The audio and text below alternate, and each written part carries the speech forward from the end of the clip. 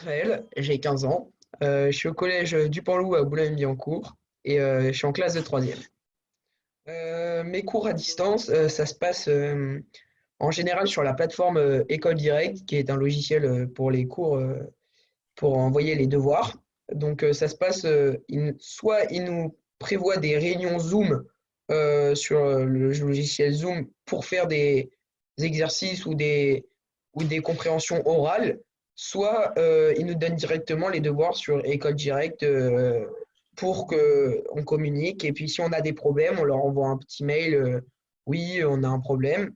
Et sinon, ils nous mettent les devoirs et on a juste à les faire et on peut leur envoyer en retour. Il y a forcément des matières un peu moins qu'on fait un peu moins à l'école et que du coup, ils nous envoient pas des devoirs pour ces matières du genre musique, art plastique, mais on essaye de garder, on essaye de garder le timing.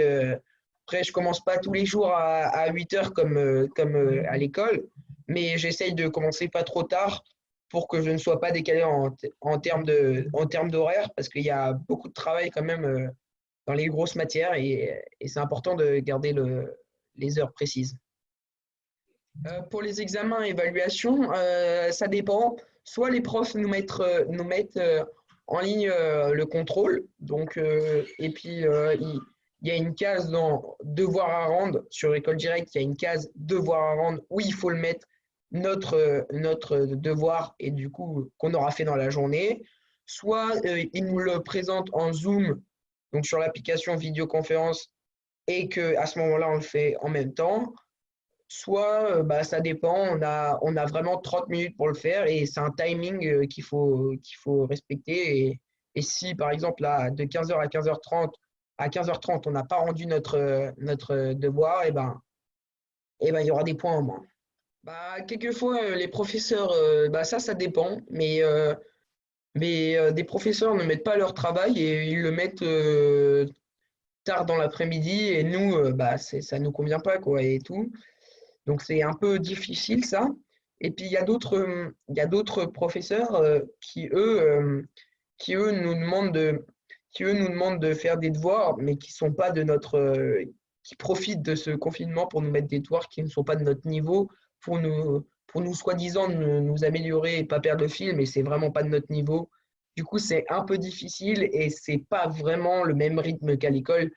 Parce que à l'école, c'est vraiment on écoute et tout.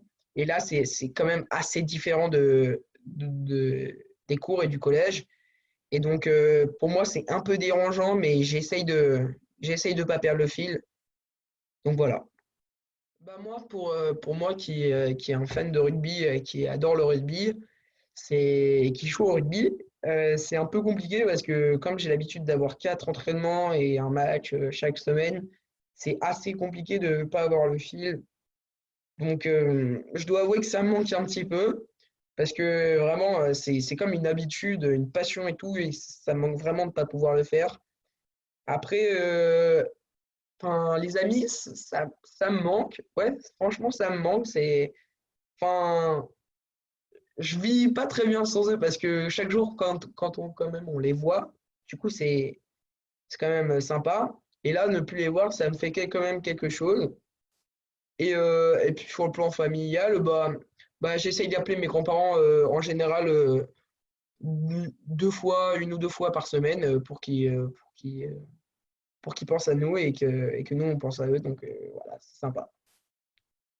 Ah bah, le jour où le confinement sera levé, j'irai voir mes amis et j'irai et je sais pas, j'irai faire un truc avec eux.